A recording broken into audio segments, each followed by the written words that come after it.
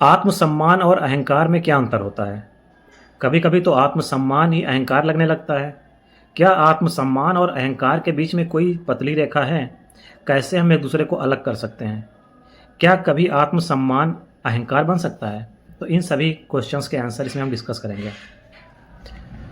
मनुष्य का आंतरिक जीवन दो अदृश्य शक्तियों के बीच में झूलता रहता है।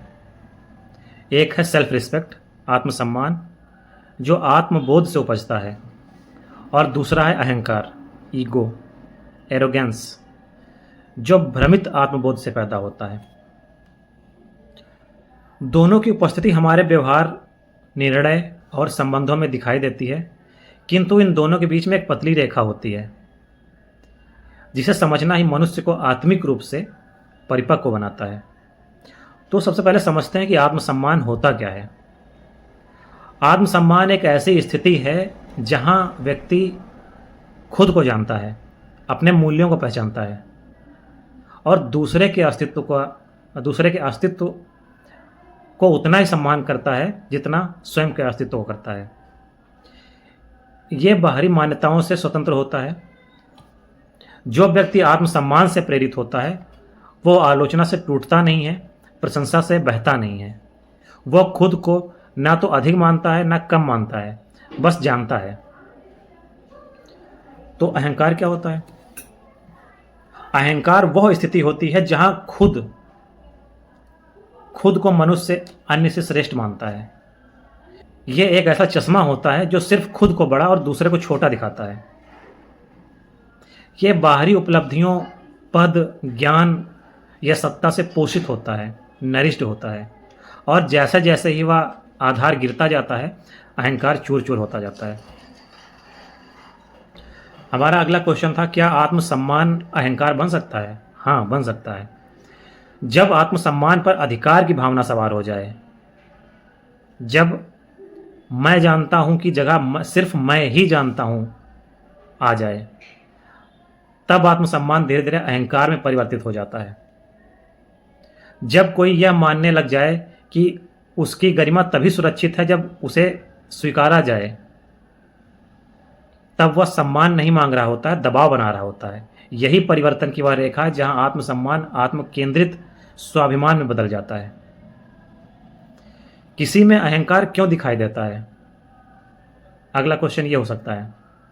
तो जो व्यक्ति भीतर से असुरक्षित होता है, जो अपनी पहचान बाहरी चीज़ों से बनाता है, जैसे पद हो गया, पैसा हो गया, तालियां हो गई, डर से हो गया, वो अहंकारी हो जाता है। वो बार बार खुद को साबित करना चाहता है और ऐसा न कर पाने पर वह दूसरे को नीचा दिखाकर खुद को ऊंचा महसूस करता है। किसी में आत्मसम्मान क्यों दिखाई देता है? अगला क्वेश्चन ये है। तो जो व्यक्ति अपने मूल्य को जानता है, अपने भीतर की आवाज़ से जुड़ा हुआ है, वह दूसरों के राय से डगमगाता नहीं है। ऐसे व्यक्ति को यह कहने की जरूरत नहीं पड़ती कि मैं कौन हूं, क्योंकि उसकी उपस्थिति ही उसका उत्तर बन जाता है। आत्मसम्मान और अहंकार की पतली रेखा, तो इसी से हम जान सकते हैं। इसका कुछ लिटमस टेस्ट है। जैसे आत्मसम्मान सांत्वना देता है, अहंकार सत्ता चाहता है। आत्मसम्मान संतुलन में जीता है, अहंकार तुलना में जीता है। आत्मसम्मान अंदर से आता है, अहंकार बाहर से आता है। आत्मसम्मान स्वीकृति लाता है, अहंकार टकराव लाता है। कब ये दोनों एक दूसरे जैसे लगते हैं?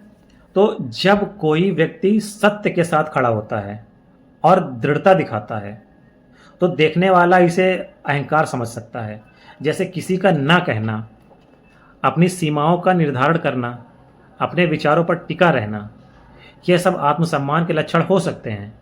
लेकिन अक्सर इन्हें समाज अहंकार मान लेता है, क्योंकि समाज को विनम्रता के नाम पर अधीनता चाहिए होती है। इस चीज़ पे एक अलग वीडियो बन सकती है, अलग वीडियो बना देंगे कि समाज को विनम्रता के नाम पर अधीनता चाहिए होती है।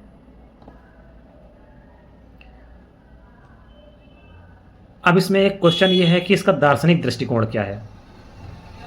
तो एक विचारधारा यह कहती है कि व्यक्ति का आत्मसम्मान उसकी आत्मा का संरक्षण है।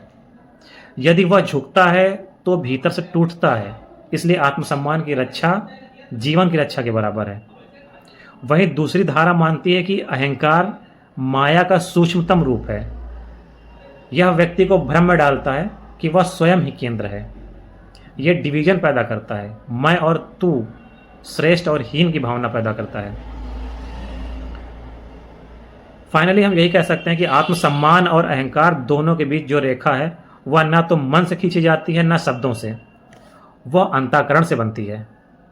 जो व्यक्ति इस रेखा को पहचान लेता है वह न केवल अपने जीवन को संयमित कर लेता है बल्कि समाज में संतुलन और शांति का वाहक बनता है। अतः यह आवश्यक है कि हम आत्मसम्मान को सींचें और अहंकार को पहचान कर त्यागें।